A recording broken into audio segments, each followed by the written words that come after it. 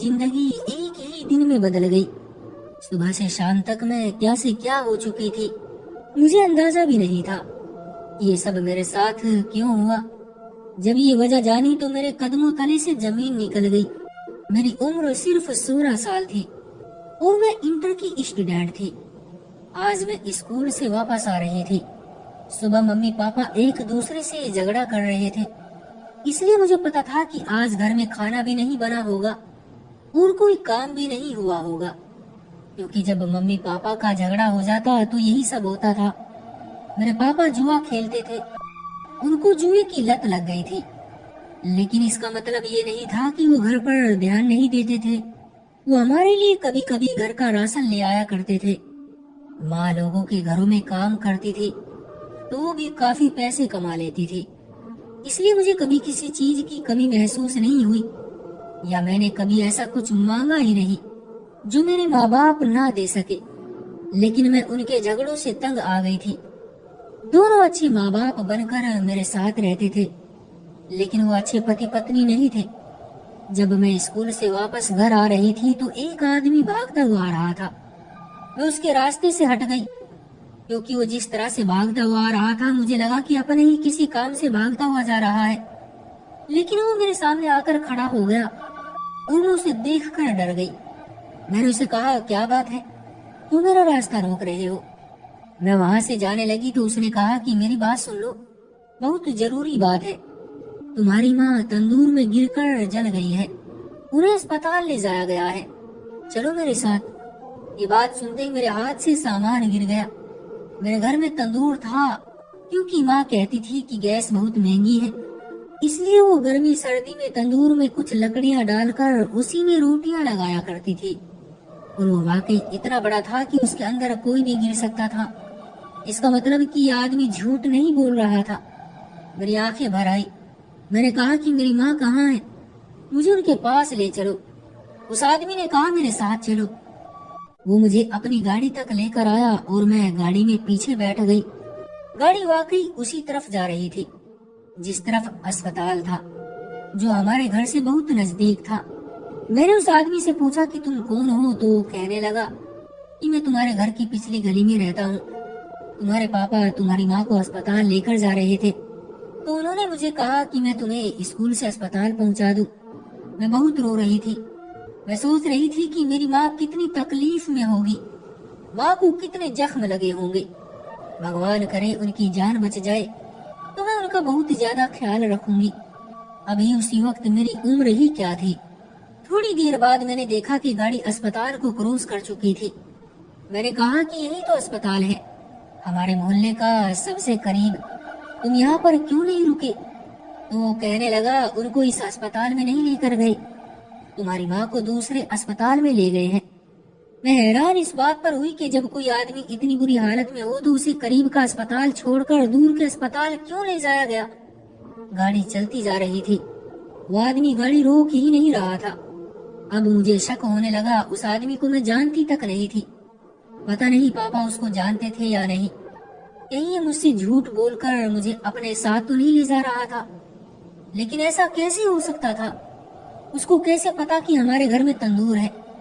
क्योंकि तंदूर तो हमारे घर में ही था और हर घर में तंदूर नहीं होता। इसका मतलब ये झूठ नहीं बोल रहा था, शायद ये सच बोल रहा था।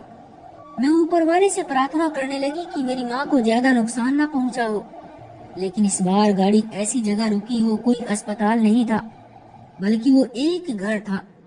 गाड़ी रुकी तो एकदम से घर का दरवाजा खुला और 2-3 औरतें मेरी तरफ बढ़ी। औरतें ऐसी थी जैसे हमारे खानदान में कोई अधेड़ उम्र औरत होती है, जिसको हम चाची या मौसी कह सकते हैं। इस तरह की मोटी मोटी बड़ी उम्र की औरतें थी। उन्होंने बहुत तेज मेकअप किया हुआ था और ऐसी तैयार थी जैसे किसी शादी में जा रही हो।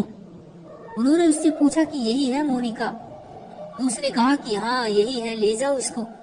वो मेरी तरफ बढ़ रही थी और मुझे गाड़ी से बाहर निकालने लगी। मुझे कह रही थी कि इधर आ जाओ। उनके चेहरे पर मुस्कुराहट थी। मैंने उस आदमी से कहा कि तुमने तो कहा था कि मेरी माँ तंदूर में गिर गई है, उन्हें अस्पताल ले गए हैं, लेकिन मेरी माँ कहाँ है? ये तो अस्पताल नहीं है। वो आदमी कोई जवाब नहीं दे रहा था। औरतें मुझे अंदर ले गई और मेरी बलाएं लेने लगी। कहने लगी कि हाँ वाकई ये तो बहुत प्यारी है, बड़ी अच्छी है और कम उम्र भी है। वो सब मुझे ऐसे ही देख रही थी जैसे सब अपनी होने वाली बहू को देखते हैं। तुम तो बहुत प्यारी हो, उम्र क्या है तुम्हारी? मैंने कहा मेरी माँ कहाँ है? तो एक औरत ने मेरे मुंह पर थप्पड़ दे मारा और कहा कि चुप कर और उस सवाल का जवाब दो जिसका मांग रहे हैं। ये कहकर वो हंसने लगी और फिर दोबारा मुझसे पूछा कितनी उम्र है तेरी? उसने मुझे अपने मोटे हाथ से इतनी जोर से थप्पड़ मारा था कि मैंने अपने चेहरे पर हाथ रख लिया था। मैंने कहा कि मैं 16 साल की हूँ। वो कहने लगी वाह बहुत अच्छी बात है, आजकल तो 16 साल की लड़की मिलती ही नहीं है। मुझे उनकी बातें समझ नहीं आ रही थी, लेकिन जो भी यहाँ पर हो रहा था वो अच्छा नहीं हो रहा था। उन्होंने कहा कि अगर तुमने बेकार की बात की तो एक और थप्पड़ पड़ेगा, चुपचाप हमारे साथ चल। और मुझे अपने साथ ले जाने से पहले एक औरत ने मुझे पानी भी पिलाया। कहने लगी कि ये पानी पी लो। मैंने कहा कि मुझे पानी नहीं पीना, मुझे मेरे मम्मी पापा के पास जाने दो। उन्होंने कहा कि तुम्हें उनके पास ही लेकर जा रहे हैं, पहले ये पानी पी लो। पानी पीने के बाद मुझे एहसास हुआ कि मैं हल्के नशे में हो चुकी हूँ। मैं बेहोश तो नहीं थी, लेकिन मैं होश में भी नहीं थी। वो सब लोग मुझे दिखाई भी दे रहे थे, उन लोगों की मुझे आवाजें भी आ रही थी, लेकिन मैं कुछ कर नहीं पा रही थी, कुछ बोल नहीं पा रही थी, पलटकर उनको जवाब नहीं दे पा रही थी। उन्होंने मुझे सजाना शुरू कर दिया और मेरे कपड़े बदलकर मेरे बाल बनाने लगी और फिर मेरे चेहरे पर मेकअप भी होने लगा। मेरी समझ से बाहर था कि आखिर ये सब क्या हो रहा है, ये मुझसे क्या चाहती थी। लेकिन मेरे हाथ पांव मेरा साथ नहीं दे रहे थे। मुझे उनकी आवाज तो आ रही थी पर जवाब नहीं दे पा रही थी। मुझे अपना आप भी आईने में नजर आ रहा था। वो मेरे चेहरे पर बहुत सारा मेकअप लगाकर मेरे होंठों पर लाल लिपस्टिक लगा रही थी और मेरे बाल बना रही थी। शायद मैंने कपड़े भी लाल रंग के पहने थे। ये क्या हो रहा था?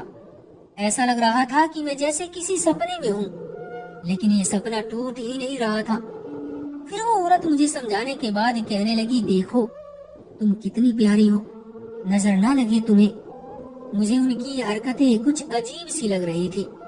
फिर एकदम अचानक ही मैं गहरी नींद में चली गई, लेकिन जब मेरी आंख खुली तो सब एक दूसरे को बधाइयां देने में लगे थे और फिर किसी ने मेरे मुंह में भी बड़ा सा लड्डू ठूस दिया कि तुम भी अपना मुंह मीठा करो। उसके बाद वहां से मुझे गाड़ी में बैठाकर कहीं ले जाने लगे। ये यात्रा खत्म हुई तो मैं एक घर में पहुंच गई। मुझे कमरे में बैठा दिया गया। मैं बिस्तर पर बैठी थी।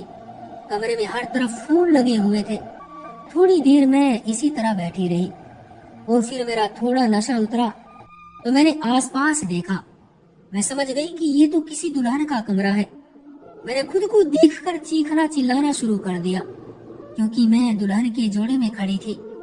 एकदम से एक औरत बाहर से आई और मुझे फिर से एक जोरदार थप्पड़ मार दिया और फिर मैं जोर जोर से रोने लगी।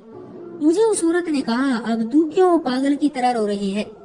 तेरी शादी करवा दी है हमने अपने भाई के साथ, तो बहुत तो खुश रहेगी इस घर में। अब तू हमारी भाभी है और तू क्यों पागलों की तरह ये अजीब अजीब हरकतें कर रही है? आज के बाद तेरी जिंदगी में सब कुछ अच्छा ही होगा। आज का दिन तेरी जिंदगी का सबसे खास दिन है। मैंने कहा कि मेरी माँ कहाँ है? तो वो कहने लगी तेरी माँ बिल्कुल ठीक है और वो इस रिश्ते से खुश भी है। सुबह वो तुझसे खुद मिलने आ जाएगी। उन्होंने खुद तेरा रिश्ता मेरे भाई के साथ करवाया है। रो रो रो कर खुद को थका रही है। कभी ना कभी तो तेरी शादी होनी ही थी, तो समझ आज तेरी शादी हो गई है। वैसे भी तेरे माँ बाप के बहुत सारे पैसे बच गए हैं और दूल्हे को देखेगी ना तो बहुत ज्यादा खुश हो जाएगी। बार बार क्यों मजबूर करती है कि तुझ पर हाथ उठाऊं? तू बड़ी भाभी है हमारी, हम तुझ पर हाथ नहीं उठा सकते। अब चुप करके बैठ जा। अभी तेरा पति आ जाएगा, तेरा पति जो कहेगा वही करना, वो तेरा बहुत ख्याल रखेगा। मैंने कहा तुम लोगों ने मुझे किडनैप किया है, ये सब मेरे माँ बाप की मर्जी से नहीं हो सकता। वो मेरी शादी अभी नहीं करना चाहते थे, मुझे मेरे माँ बाप से मिलवा दो। वो कहने लगी पागल, जो लोग किडनैप करते हैं वो शादी नहीं करते, तू अभी छोटी है, तुझे सब समझ आ जाएगा। अब हम जा रहे हैं इस कमरे से, और अभी तेरा पति यहाँ पर आएगा, उसके सामने यह हंगामा मत करना, वो बहुत गुस्से वाला है। उसके साथ प्यार से बोलना। अगर तुम उसकी इज्जत करोगी तो वो भी तुमको इज्जत देगा। अगर उसके सामने इस तरह की बेकार हरकतें की तो तुझे उठाकर कमरे से बाहर फेंक देगा। मैं बुरी तरह डर चुकी थी कि मेरे साथ हो क्या गया है। क्या वाकई मेरी शादी हो गई थी, वो भी ऐसे इंसान के साथ जिसको मैंने देखा भी नहीं था। मेरी शादी में मेरे माँ बाप नहीं थे। मेरी माँ के बारे में झूठ बोलकर मुझे यहाँ तक लाया गया। उन लोगों ने मुझे किडनैप किया था। ये झूठ बोल रहे थे कि सब कुछ मेरे माँ बाप की मर्जी से हुआ है। ऐसा कैसे हो सकता था कि वो अचानक से मेरी शादी करवा देते, और वो भी अपनी गैर मौजूदगी में। लेकिन फिर एक बात मेरे दिमाग में बिजली की तरह आई कि सुबह मम्मी की लड़ाई किस बात पर हुई थी। मुझे याद है कि जब वो लोग झगड़ा कर रहे थे तो मैं कमरे में बैठी स्कूल जाने के लिए तैयार हो रही थी। मैं उनके झगड़ों में कभी भी नहीं बोलती थी, क्योंकि मुझे पता था ये उनकी रोज की रूटीन है। लेकिन मुझे उनकी आवाजें आ रही थी, उस पर मैं ज्यादा ध्यान नहीं दे रही थी। मैंने अपने दिमाग पर जोर डालना शुरू किया कि वो क्या बातें कर रहे थे, उनके शब्द क्या थे। मैंने उस सारे मंजर को अपने दिमाग में सोचना शुरू किया। सबसे पहले मेरी माँ ने जमीन पर एक बर्तन फेंका था और कहा था कि मुझे पता था तुम यही सब करोगे, तुमसे और कोई उम्मीद थी भी नहीं मुझे, लेकिन इतनी बुराई की उम्मीद नहीं थी। फिर मेरे पापा माँ से कह रहे थे कि अब हो गया जो हो गया, मैं क्या कर सकता हूँ, मुझे क्या पता था ये सब हो जाएगा। मैं भी पिता हूँ, पिता भी औलाद और पत्नी बच्चों के लिए ही सब कुछ करता है। मुझे पैसे मरने के बाद अपने साथ नहीं लेकर जाने।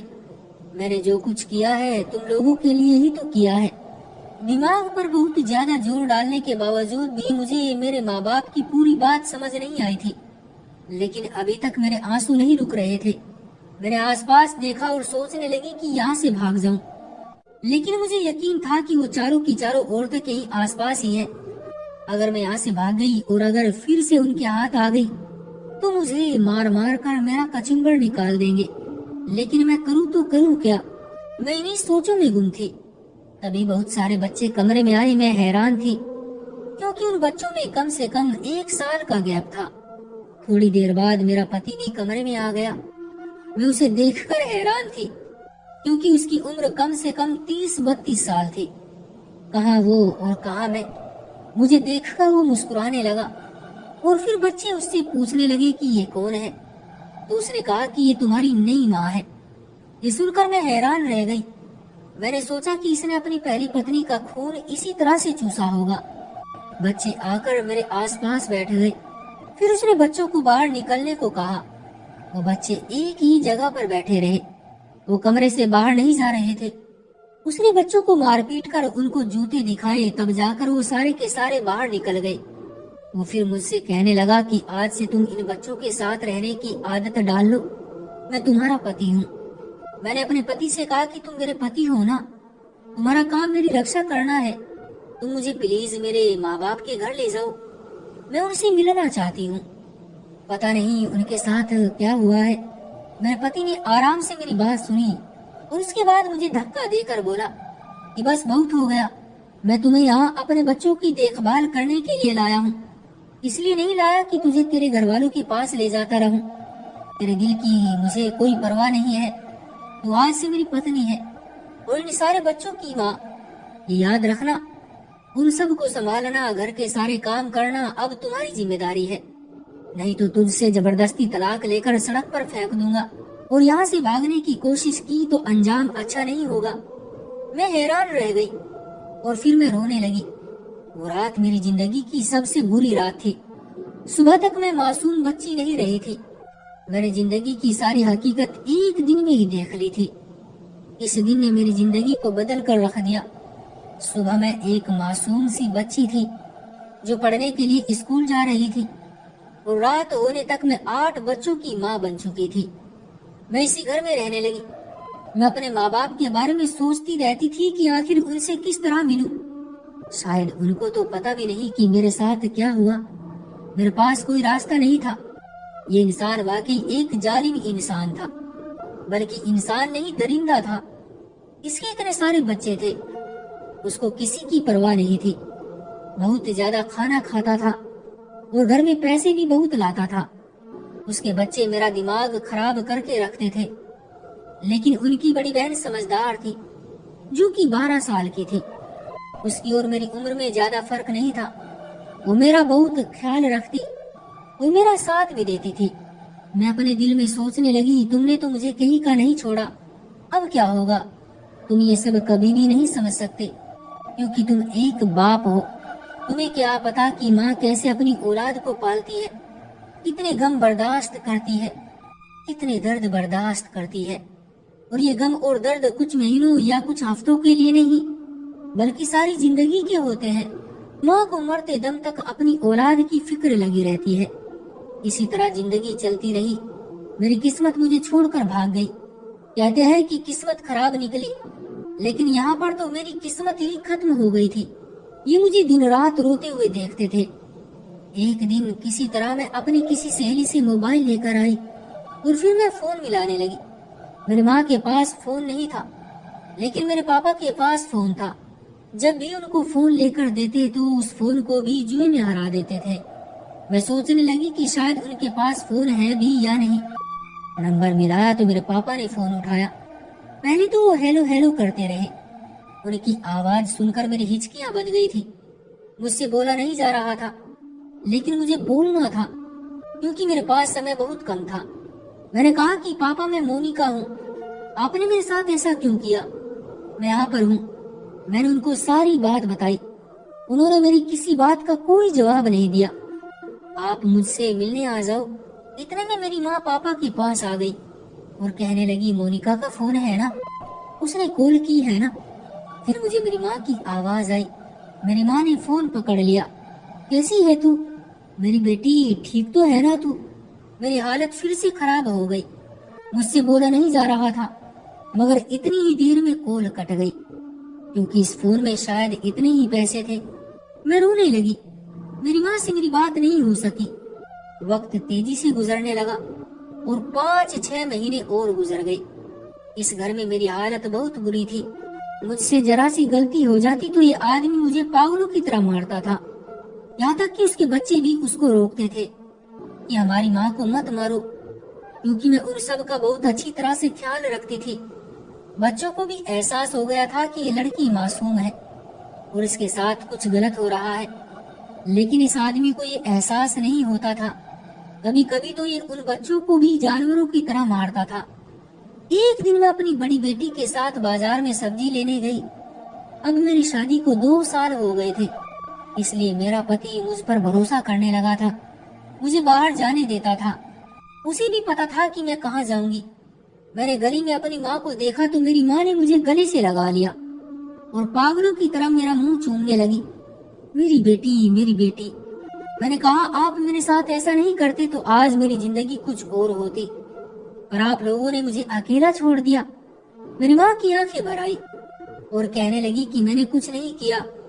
अब तो तू खुद एक पत्नी बन गई है, इन बच्चों की ही सही, लेकिन माँ बन गई है।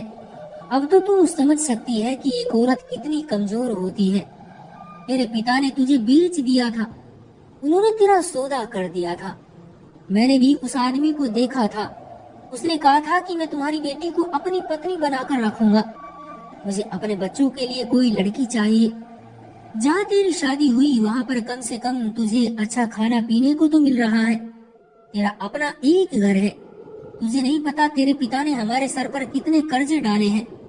हमारा सब कुछ खत्म हो गया है। आजकल तो घर में राशन लाने को भी पैसे नहीं है। तो मैंने अपनी माँ को सारी बात बताई। मैंने कहा, मुझे रोटी तो मिल रही है, लेकिन इज्जत नहीं मिलती। मैं खुश नहीं हूँ और मैं उस आदमी के बच्चे पैदा नहीं करना चाहती। मुझे अब सब पता चल गया है। तुम बस मुझे ये बताओ कि ये पूरा सौदा किसने कराया था। मैं पुलिस के पास चली गई और उनको सब कुछ बता दिया। मेरी मदद कभी भी नहीं होती थी, क्योंकि पुलिस भी इस मामले में नहीं पड़ती थी। लेकिन उस दिन किस्मत से पुलिस में एक औरत खड़ी थी, जो एक बहुत बड़ी एनजीओ की मालिक थी। उसने मेरी कहानी सुनी तो उसने फौरन मदद करने की हामी भर ली। बल्कि वो मुझे अपने आप से अलग नहीं होने दे रही थी। उसे पता था कि अगर मेरे पति ने मुझे अकेला पाया तो मुझे बहुत मारेगा। मैंने उसको सब कुछ बता दिया और उसके बच्चे भी अपने पास ही रख लिए, क्योंकि वो ना तो अच्छा पति था और ना ही अच्छा पिता। इसलिए उसे उसके बच्चे भी छीन लिए और पुलिस वाले ने उसे खरीदने और बेचने के जुर्म में गिरफ्तार कर लिया और मेरे पिता को भी गिरफ्तार कर लिया। अब मैं उन बच्चों के साथ रहती हूँ। मेरी माँ भी यहीं मेरे पास रहती है। पता नहीं हमारा आने वाला कल क्या है, हमारे साथ क्या होने वाला है, लेकिन हमारी जिंदगी ऐसे मर्दों से बच गई है जो सिर्फ नाम के मर्द थे, जिनकी मर्दानगी सिर्फ बंद कमरे में ही चलती थी। मर्द का मतलब ये नहीं होता है कि वो औरत को बेच दे या औरत को अपने पाँव की जूती समझे, उसे जानवरों की तरह मारे पीटे या उसे बच्चे पैदा करने की मशीन समझे। मर्द का मतलब होता है जो औरत की रक्षा करे। अब मेरा पति और मेरे पापा दोनों ही अपने कर्मों की सजा जेल में भुगत रहे हैं। तो दोस्तों, ये थी हमारी आज की कहानी। आपका क्या कहना है इस कहानी के बारे में? कमेंट करके हमें जरूर बताएं। वीडियो को लाइक करके चैनल को सब्सक्राइब कर लीजिए और साथ में घंटी को दबाकर ऑल पर सेट कर लीजिए ताकि आने वाली वीडियो आपको तुरंत मिले। मुझे दीजिए अगली वीडियो तक इजाजत। तब तक के लिए धन्यवाद।